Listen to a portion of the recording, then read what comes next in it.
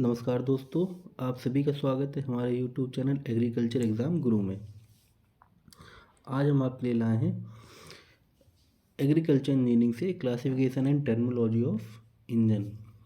कुछ टर्मिनोलॉजी हमने पिछली क्लास में पढ़ी थी, आगे की टर्मिनोलॉजी कुछ आज पढ़ लेंगे। तो चलिए शुरू करते हैं। Terminology of power of engine. Engine के पावर से रिलेटेड कुछ टर्मिनोलॉजी हैं, पहले उसको देख लेते हैं। पहला टर्म है पावर। पावर क्या होती है? It is the rate of doing work. कार्य करने की जो हमारी क्षमता होती है, दर होती है, कार्य करने की दर जो होती है वह हमारी शक्ति कहलाती है, यानी पावर कहलाती है। SI unit of power is what. Power की एसआई यूनिट क्या होती है? वॉट। ठीक। वॉट को अगर हम लोग जूल पर सेकंड, वॉट को हम लोग जूल पर सेकंड में भी लिख सकते हैं। अगर कहीं पे जूल पर सेकंड लिखा गया तो समझ लीजिए वो वॉट है। एक कैलोरी में कितने जूल होते हैं? 4.2। कहीं कहीं पर लिखा हुआ आता है 4.18 या फिर 4.2। ठीक है। In metric unit the power can be expressed in K G metre per second. Metric unit में क्या लिखा रहेगा? K G metre per second. अगला है हमारा horse power. It is the rate of doing work expressed in horse power. चीज़ वही होती है, बस इसको हम लोग हॉर्स पावर में एक्सप्रेस करते हैं। ठीक। Conversion factor from work to power. Work से पावर कन्वर्जन फैक्टर, जैसे 1 HP में 4500 kgm of work per minute. अगर ऐसा लिखा है तो वह 1 HP के बराबर होगा। ठीक है। या फिर 75 kgm ऑफ वर्क पर सेकेंड, ये 1 HP बराबर। अगर 1 सेकेंड में किया गया कार्य कितना है? 75 है ना। और 1 मिनट में कितना किया गया तो उसी में 60 को मल्टीप्लाई कर दो तो 4500 आ जाएगा। ठीक है। तो ये तो हो गया हमारा हॉर्स पावर। आगे देखते हैं हमारा IHP, इंडिकेटेड हॉर्स पावर। ये बहुत इंपॉर्टेंट है। It is the power generated in the engine cylinder and received by the piston. जो हमारा इंजन सिलेंडर है, हमने बताया था, मान लो ये है हमारा इंजन सिलेंडर, उसमें एक पिस्टन होता है जो कि हमारा ऊपर नीचे मूव करता है। मान लो ये पिस्टन है, ये हमारा ऊपर नीचे मूव करेगा। तो इस सिलेंडर में लिखा है कि इस सिलेंडर में जो भी पावर जनरेट होगी, ठीक, ये पावर जनरेट होगी और वो किस पे प्राप्त होगी? इस पिस्टन पे। ठीक। तो वही जो पावर होगी हमारी, वही हमारी इंडिकेटेड हॉर्स पावर होगी। ठीक है। जो कि पिस्टन पे प्राप्त होगी तो पिस्टन को मूव करने में सहायक होती है। ठीक है। It is the power developed in a cylinder without accounting friction loss. जो IHP में फ्रिक्शन लॉस ऐड नहीं होता है। ठीक है। वो केवल वह पावर होती है जो इंजन सिलेंडर में उत्पन्न होती है और पिस्टन पर प्राप्त होती है। हमारा पिस्टन है। ठीक। इसका फॉर्मूला दिया गया है IHP equal to PLAN into small n upon 2 upon 4500। इसको हम लोग पढ़ते हैं plan into n/2, plan upon 4500 into n/2। अगर n/2 दिया हुआ है यहाँ पर तो वो होगा 4 स्ट्रोक इंजन के लिए। अगर 2 स्ट्रोक इंजन आपको क्वेश्चन में दिया है तो यहाँ पे अपॉन 2 नहीं लगाएंगे, यहाँ पे केवल सिंगल n रहेगा। ठीक है। ये दोनों फॉर्मूले आपको याद होने चाहिए। 4 स्ट्रोक के लिए बस इतना अंतर, यहाँ पे n/2 हो जाएगा और 2 स्ट्रोक के लिए यहाँ पे सिंगल n रहेगा। ठीक है। आगे बढ़ते हैं। अब ये देख लेते हैं ये होते क्या है। PLAN, जो हमारा P है, P को हम लोग कहते हैं मीन इफेक्टिव प्रेशर। जब इंजन सिलेंडर में पावर जनरेट होती है तो पिस्टन पर एक प्रेशर पड़ता है, उसी को हम लोग कहते हैं मीन इफेक्टिव प्रेशर, मध्यमान प्रभावित दबाव। और उसकी यूनिट क्या होती है? kg पर सेंटीमीटर स्क्वायर। ठीक। L होता है हमारा स्ट्रोक लेंथ, जो कि हम लोग इसको मीटर में लिखते हैं। हमने लास्ट क्लास में बताया था स्ट्रोक लेंथ क्या होता है कि TDC से BDC के जो बीच की दूरी होती है वही हमारी स्ट्रोक लेंथ होती है। ठीक। ए होता है क्रॉस नेचुरल एरिया, जिसके यूनिट होती है सेंटीमीटर स्क्वायर। कैपिटल N होता है इंजन रिवोल्यूशन पर मिनट। ठीक है। कितने चक्कर 1 मिनट में लगाया हुआ हमारा कैपिटल एन की वैल्यू है, और स्मॉल एन क्या होता है हमारा नंबर ऑफ सिलेंडर की, वो जो इंजन है वो कितने सिलेंडर का है। ठीक है, आगे बढ़ते हैं।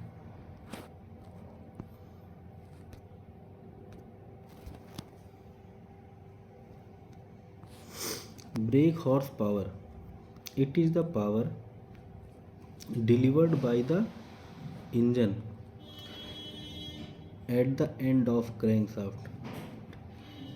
ये ऐसी पावर है जो इंजन के द्वारा डिलीवर की जाती है और क्रैंकशाफ्ट के एंड पर प्राप्त की जाती है। हमने बताया था आपको कि पिस्टन जो होता है वो कनेक्टिंग रॉड के जरिए क्रैंकशाफ्ट से कनेक्ट होता है, तो उसी क्रैंकशाफ्ट के एंड में जो पावर प्राप्त होती है by at the end of the crankshaft, मतलब इंजन के द्वारा क्रैंकशाफ्ट के एंड पर डिलीवर की जाती है, वह होता है हमारा BHP। ठीक है, जैसे ISP जनरेट हुआ उसके बाद BHP को हमने डिलीवर किया, और FHP हमारा क्या होता है वो लॉसेज होता है। ठीक है, ऐसे याद कर लो। ठीक, मतलब हमने 100 मान लो 100 जनरेट किया, 100 में हमें 80 जो मिला काम करने के बाद, तो वो 80 जो होगा हमारा BHP होगा। ठीक है, it is measure by a dynamometer, इसको डायनमोमीटर द्वारा मेज़र करते हैं। BHP बराबर होगा, इसका फॉर्मूला थोड़ा ये इधर लिख गया है, ये होगा 4500 अपॉन में 2 पाई NT अपॉन 4500। ठीक, T होता है हमारा टॉर्क और कैपिटल N होता है हमारा स्पीड RPM में। ठीक है, आगे बढ़ते हैं। Belt horse power, it is the power of the engine measured eight pulley receiving drive from the PTO shaft of the tractor. ठीक, ये एक ऐसी पावर है जो पुली, इंजन की पुली द्वारा रिसीव की जाती है, और PTO शाफ्ट ट्रैक्टर का जो पीछे PTO लगा होता है जिससे कनेक्ट होता है इम्प्लीमेंट, उससे रिसीव की जाती है। ठीक है, आगे देखते हैं। PTO horse power, it is a power delivered by a tractor through it's PTO shaft. कौन ऐसी पावर जो ट्रैक्टर के PTO द्वारा डिलीवर की जाती है, वह होती है PTO-HP। In general the belt and PTO horse power of a tractor with approximately with the same. The PTO-HP is around 80 to 85% of the tractor engine power. Tractor engine power का सिर्फ 85% जो होता है वह PTO-HP की value होती है। ठीक है, अगला है हमारा ड्रा बार हॉर्स पावर। ये क्या होता है? It is the power of a tractor measured at the draw bar of the tractor. ये कौन सी पावर होती है जो ट्रैक्टर के ड्रा बार पर मेज़र की जाती है? ड्रा बार होता है जो वह पीछे ट्रैक्टर के पीछे लगा होता है जिससे इम्प्लीमेंट कनेक्ट किए जाते हैं। It is that power which is available for pulling loads. ये ऐसी पावर होती है जो किसके लिए होती है? लोड्स को खींचने के लिए अवेलेबल होती है। It is around 50 to 55% of engine power. 50 से 55% तक होती है ये इंजन पावर की, 50 से 55% तक होती है। ठीक है, frictional horse power FHP। It is the power required to run the engine at a given speed without producing any useful work. यह ऐसी पावर है जो इंजन को रन करने के लिए रिक्वायर होती है बिना किसी यूजफुल वर्क के लिए, कि उससे कोई काम नहीं लेना है। ठीक है, it represent the friction and pumping losses of an engine. ये फ्रिक्शन और पंपिंग लॉस को रिप्रेजेंट करती है। इसकी वैल्यू क्या, फॉर्मूला क्या होता है? IHP equal to BHP plus FHP, यानी BHP और FHP को जोड़ेंगे तो उसकी वैल्यू IHP के बराबर होगी। ठीक है, तो ये तो हो गया हमारी टर्मिनोलॉजी। आगे देखते हैं हमारा क्लासिफिकेशन ऑफ हीट इंजन। ठीक है, heat engine is a machine for converting heat developed by burning fuel into useful work. It can be said that heat engine is equipment which generate thermal energy and transform into mechanical energy. Engine की परिभाषा हमने पहले ही बताई थी कि एक ऐसी unit होती है जो केमिकल एनर्जी को मैकेनिकल एनर्जी में कन्वर्ट करती है। यहाँ पे हीट इंजन बोल रहे हैं तो इसने कह दिया कि थर्मल एनर्जी को इनने मैकेनिकल एनर्जी में कन्वर्ट कर दिया है। ठीक है, सबसे पहला है हमारा based on combustion of fuel. जो ईंधन के कंबशन के आधार पे अगर हम लोग देखा जाए तो इंजन दो प्रकार के होते हैं, एक होता है एक्सटर्नल कंबशन इंजन, एक होता है इंटरनल कंबशन इंजन। पहले एक्सटर्नल कंबशन इंजन देख लेते हैं। Here the working medium, the steam is generated in a boiler located outside the engine and allowed into the cylinder to operate the piston to do a mechanical work। ये बताया था हमने पिछली बार भी कि इसमें जो स्टीम जो होती है वो बॉयलर में जनरेट होती है, जो कि इंजन के बाहर लोकेटेड होती है।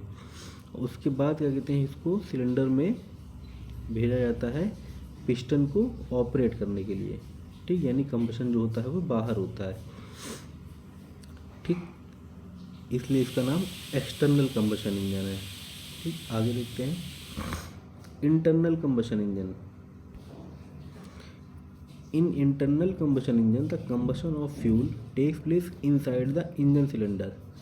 नाम से ही पता चल रहा है कि इंटरनल कंबशन इंजन में जो कंबशन यानी जो ईंधन है उसका दहन, कंबशन मतलब दहन, जलना, वह इंजन सिलेंडर के अंदर होगा, ठीक है। And heat is generated within the cylinder, और सिलेंडर के अंदर ही हीट जनरेट होगी। This heat is added to the air inside the cylinder and the pressure of the air is increase tremendously, ठीक। ये इंजन सिलेंडर में के अंदर हीट जनरेट होगी, उसके बाद क्या कहते हैं कि प्रेशर इंक्रीज होगा, टेम्परेचर बढ़ेगा, प्रेशर इंक्रीज होगा। This high pressure air move the piston which rotate the crankshaft and दस मैकेनिकल वर्क इज डन। और यही प्रेशर जो है ये पिस्टन को मूव करता है, जो और उसके बाद जो पिस्टन कनेक्टिंग रॉड के ये क्रैंक शाफ्ट से कनेक्ट होता है, उसको रेसिप्रोकेटिंग मोशन के द्वारा क्रैंक शाफ्ट को रोटरी मोशन में कन्वर्ट करता है, जिससे हमारा मैकेनिकल वर्क शुरू हो जाता है, ठीक है। 10 मैकेनिकल वर्क इज डन, ठीक। अगला हमारा बेस्ड ऑन फ्यूल यूज्ड, ईंधन के उपयोग के आधार पर। पहला हमारा diesel engine, petrol engine, gas engine. Diesel engine में डीजल हम लोग यूज़ करते हैं एज अ फ्यूल, ठीक है। पेट्रोल इंजन में हम लोग पेट्रोल यूज़ करते हैं, और गैस इंजन में प्रोपेन, ब्यूटेन और मीथेन गैस का उपयोग किया जाता है, ठीक है। अगला देखते हैं, अगला हमारा based and ignition of fuel, ठीक। ईंधन के इग्निशन के आधार पर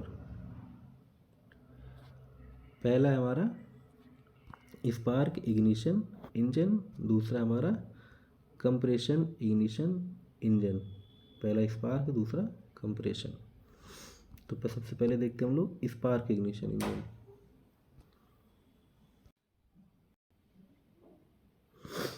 पहला है स्पार्क इग्निशन इंजन।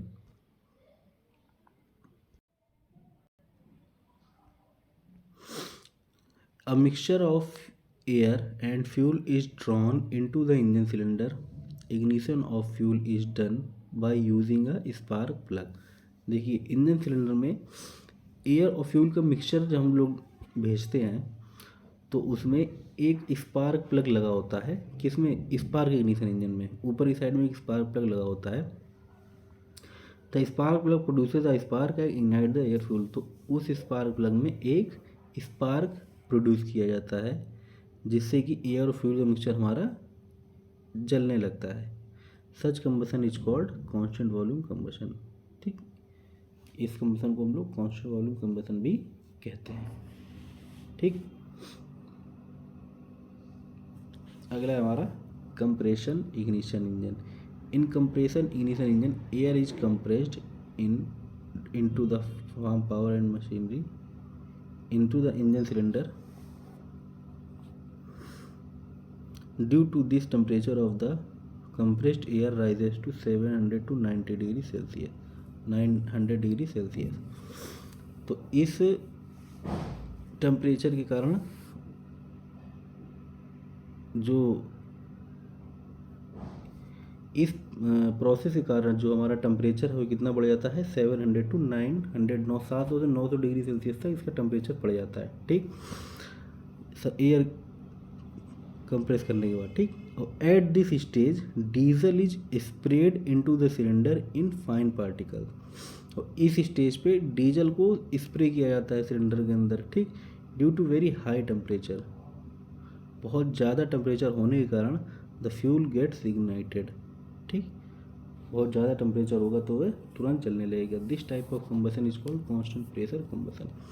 इसको हम लोग क्या कहते हैं, कांस्टेंट प्रेशर कंबसन भी कहते हैं। Because the pressure inside the cylinder is almost constant when combustion is taking place, क्योंकि जब दहन का प्रक्रिया शुरू होती है, हो रही होती है, उस समय जो सिलेंडर का प्रेशर है वो लगभग कांस्टेंट रहता है। ठीक है, आगे देखते हैं।